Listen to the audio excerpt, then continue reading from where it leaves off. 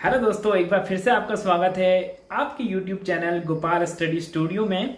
दोस्तों, जो वीडियोस हमने अभी तक बनाई हैं वो ज़्यादातर बनाई है मेंटेनेंस एक्टिविटीज़ के ऊपर और प्रॉब्लम सॉल्विंग के कुछ बेसिक टूल्स हमने बताए हैं। तो ये वीडियोस मैं क्यों बना रहा हूँ, क्योंकि जो मेरा वर्क एक्सपीरियंस है दोस्तों, तो वो इसी तरीके का कुछ है। तो आज हम आपको बताने वाले हैं मेरा एजुकेशनल बैकग्राउंड कैसा है और साथ ही आपको बताऊंगा कि वर्क एक्सपीरियंस मुझे किस तरीके का है। तो पहले बात करते हैं एजुकेशनल बैकग्राउंड की। तो एजुकेशनल बैकग्राउंड की बात करूं तो एलकेजी दोस्तों मैंने स्किप कर दिया था, तो डायरेक्टली मैं यूकेजी में गया था। तो प्राइमरी की बात छोड़ दें तो जो 9 से 12 तक की जो मैंने पढ़ाई की थी और बेसिकली यूकेजी से जो 8 तक की भी थी वो सभी हिंदी मीडियम में थी। और सडनली क्या हुआ कि फिर AI ट्रिपल जैसे कि हमें 12th के बाद AI ट्रिपल था, एक दिमाग में था कि इंजीनियर बनेंगे, बट ये पता नहीं था कि इंजीनियर के लिए करना क्या होता है, क्या AI ट्रिपल क्या होता है, IIT क्या होता है, मतलब कि कुछ इतना ज़्यादा कुछ हमें पता नहीं था। बस ये पता था कि पेपर होता है और देना होता है। तो हमने AI ट्रिपल का फॉर्म भर दिया, IIT का फॉर्म भर दिया, पेपर दिए। IIT में तो मतलब कि कट ऑफ तक भी जाना मुश्किल हो गया। AI ट्रिपल में ठीक ठाक मार्क्स आए। उसके बाद हमने उत्तराखंड के कॉलेजेस में एडमिशन ले लिया। कॉलेज में एडमिशन लिया तो जो पहला साल था दोस्तों वो बहुत टफ था, क्योंकि आप जान सकते हैं अगर आप हिंदी मीडियम से इंग्लिश मीडियम में सडनली चेंज हो रहे हैं तो कई घंटे आपको समझने में लग जाते हैं कि टीचर क्या पढ़ा रहा है और हम जो पढ़ रहे हैं उसको हम नॉर्मली हिंदी मीडियम वाला स्टूडेंट क्या करता है, वो इंग्लिश को हिंदी में कन्वर्ट करता है, फिर हिंदी को फिर इंग्लिश में लिखने के लिए फिर से हिंदी को इंग्लिश में कन्वर्ट करता है। तो वो कन्वर्सेशन में ना वो बहुत सारा टाइम निकल जाता है। ऐसा ही मेरे साथ हुआ। तो फर्स्ट ईयर में तो ऐसा हुआ कि मतलब कि मुझे 100 मार्क्स का पेपर आता था, मतलब कि पूरा का पूरा पेपर आता था, बट मैं जो लिखने का टाइम था वो इतना ज़्यादा हो गया कि मैं अटेम्प्ट ही 40 नंबर का कर पाया। तो इस तरीके की सिचुएशन आ गई और मतलब कि इतना स्ट्रगल करने के बाद भी, जो फर्स्ट ईयर का काफ़ी ज़्यादा मेहनत करने के बाद भी जो रिजल्ट आया, प्रोडक्टिविटी आई, वो बिल्कुल ख़राब थी। मतलब कि क्लास में एवरेज नंबर्स थे मेरे। तो बट उसके बाद क्या हुआ दोस्तों, जो मेहनत का फल आगे मिला और उसके बाद मेरे काफ़ी अच्छे मार्क्स आने लगे। जो अगले सेकेंड ईयर, थर्ड ईयर और फोर्थ ईयर तक मेरे काफ़ी अच्छे मार्क्स आने लगे और इंग्लिश भी मुझे काफ़ी हद तक समझ में आने लगी थी।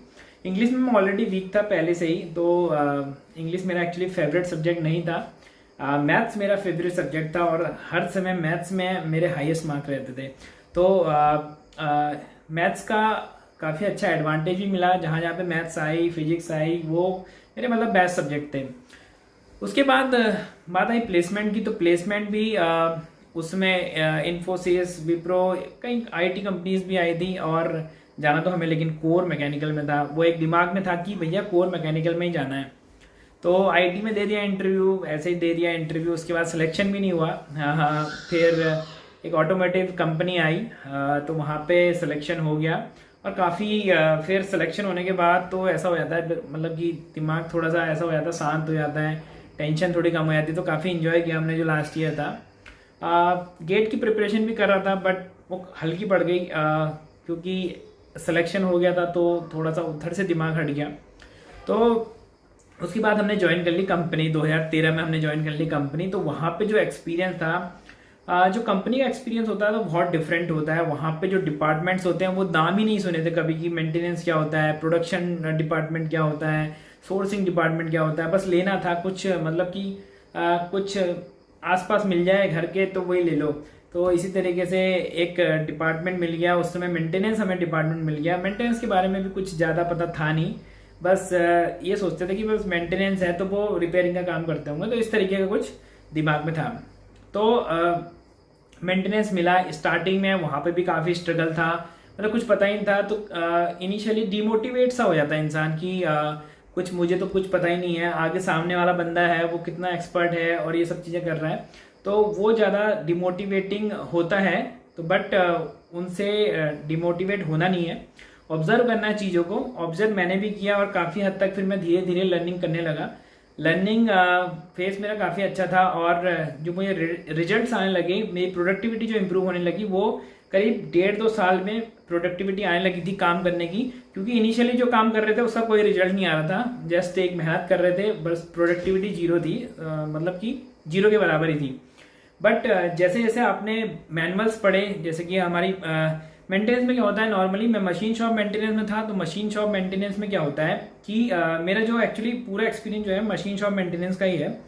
तो मैं कोर मैकेनिकल हूँ, तो इलेक्ट्रिकल्स भी मैं कुछ कुछ चीज़ें, बेसिक कॉन्सेप्ट मेरे इलेक्ट्रिकल के भी ठीक हैं, बट मैकेनिकल साइड मैं एक्सपर्टाइज रखता हूँ। तो मैकेनिकल के लिए मैंने काफ़ी मैनुअल्स रीड करे। मैनुअल्स रीड करने के बाद समझा कि हाँ, मशीन्स में कौन सा ऑपरेशन हो रहा है, किसका क्या रोल है, कौन से टूल्स चल रहे हैं और किस तरीके का उसका सीक्वेंस है। तो वो सारी चीज़ें मैंने मैनुअल्स पढ़ी, क्या हाइड्रोलिक प्रेशर, लुब्रिकेशन प्रेशर, मतलब जितने की पॉइंट्स होते हैं वो सब चीज़ पढ़े। तो उससे भी अंडरस्टैंडिंग आने लगी कि हाँ, इतना होना चाहिए, क्यों होना चाहिए, और ये सब चीज़ें दिमाग में आने लगी। उसके बाद मैंने धीरे धीरे मेंटेनेंस के कंपोनेंट्स के बारे में, जैसे कि हाइड्रोलिक सिस्टम, न्यूमेटिक सिस्टम और कुछ क्रिटिकल असेंबलीज, तो वो सब चीज़ों की जानकारी मैं लेने लगा। पार्ट प्रोक्योरमेंट भी करने लगा, कैसे किसी पार्ट को प्रोक्योर करना चाहिए, क्या डिस्क्रिप्शन हमें देखना होता है प्रोक्योरमेंट के लिए, वो सब चीज़ें भी आने लगी। इन्वेंट्री कंट्रोल करने लगा कि इन्वेंट्री को कैसे कंट्रोल किया जाए, इन्वेंट्री के लिए प्रोजेक्ट लेने लगा। तो धीरे धीरे मैंने 3-4 मशीन्स पे भी अप टाइम इम्प्रूवमेंट के प्रोजेक्ट करे। तो प्रोजेक्ट करने के बाद हमने क्या करा कि लीन सिक्स सिग्मा जो ग्रीन बेल्ट एग्जाम होता है उसको भी क्लियर किया, और लीन सिक्स सिग्मा में ये प्रॉब्लम सॉल्विंग हमने करी, जो हमने प्रोजेक्ट किए, उसके बाद एग्जाम भी क्लियर किया, तो हमें ग्रीन बेल्ट सर्टिफिकेशन मिल गया। उसके बाद ये था कि हाँ, थोड़ा सा इसमें जो प्रॉब्लम सॉल्विंग था, एक तरीके से मेरा इंटरेस्ट था प्रॉब्लम सॉल्विंग में, क्योंकि एक अप्रोच आपकी बन जाती है तो आप कुछ भी प्रॉब्लम को सॉल्व कर सकते हैं, मतलब कि किसी भी तरीके की प्रॉब्लम सॉल्व कर सकते हैं, चाहे आप उसके एक्सपर्टाइज हो या नहीं हो। जैसे कि मेरा डिपार्टमेंट तो मेंटेनेंस था, बट मैं प्रोडक्शन के भी कुछ चीज़ों में काफ़ी इंटरेस्ट लेता था, क्वालिटी रिलेटेड एक्टिविटीज़ में काफ़ी इंटरेस्ट लेता था कि क्यों ये डायमेंशन आउट जा रहे हैं, कैसे इसकी सरफेस रफनेस को इम्प्रूव किया जाए, और टॉलरेंस क्या होते हैं, ये सब चीज़ें काफ़ी हद तक मैं इंटरेस्ट लेता था। और धीरे धीरे ये हुआ फिर कि मैं कुछ और प्रोजेक्ट करने लगा, और प्रोजेक्ट करने के बाद मेरा सिलेक्शन ब्लैक बेल्ट में हो गया। तो ब्लैक बेल्ट का जो 1 साल था वो फुल मतलब कि बहुत ज़्यादा एक्सपीरियंस वाला था। वहाँ पे हमारा सीनियर लीडरशिप टीम के सामने एक्चुअली हमें उस ब्लैक बेल्ट के 1 ईयर में हमें 3 प्रोजेक्ट मिले थे, और 3 ऐसे प्रोजेक्ट थे मतलब बहुत रियल लाइफ के प्रोजेक्ट थे, और मतलब कि ऐसे प्रोजेक्ट दिए गए थे जहाँ पे आपका कोई एक्सपीरियंस नहीं था उन डिपार्टमेंट्स में। तो डेवलपमेंट के कुछ प्रोजेक्ट मिले जहाँ पे हमने पहले कुछ काम ही नहीं किया था, तो एक्सपीरियंस काफ़ी अच्छा था। ट्रेनिंग हमने ली थी, कुछ 2 वीक्स की ट्रेनिंग प्रोग्राम हमने लिया था ब्लैक बेल्ट का।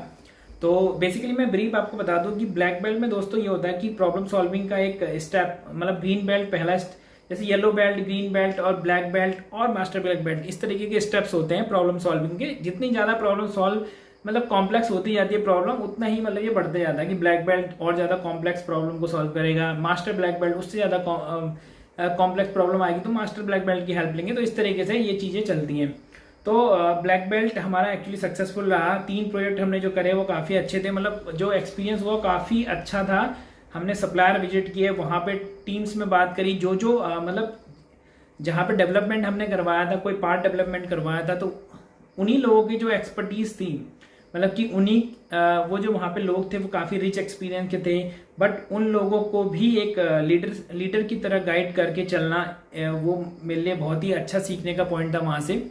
और उसके बाद मेरा जो दूसरा एक काफ़ी बड़ा इंटरेस्ट है, मतलब कि अगर मैं जॉब के साथ साथ देखूं तो लर्निंग सेल्फ लर्निंग और साथ में टीचिंग का। तो टीचिंग का क्या है, टीचिंग की जो मेरी हॉबी है उसको मैं पूरा करता हूँ अपने एसोसिएट और जो मेरे एग्जीक्यूटिव्स हैं, जूनियर एग्जीक्यूटिव्स हैं, उनको ट्रेनिंग देके। तो मैं ये चाहता हूँ कि मैंने जितना भी सीखा है ना, मैं उसको एक एक करके सभी को दूं, मतलब कि अपने अंदर कुछ ना रखूं, क्योंकि जो एजुकेशन होती है वो बांटने से ही बढ़ती है। और मैं चाहता हूं कि मैंने जो सीखा है किसी और को वो चीज़ डिफिकल्टी ना हो, वो सीखना उसके लिए आसान हो जाए।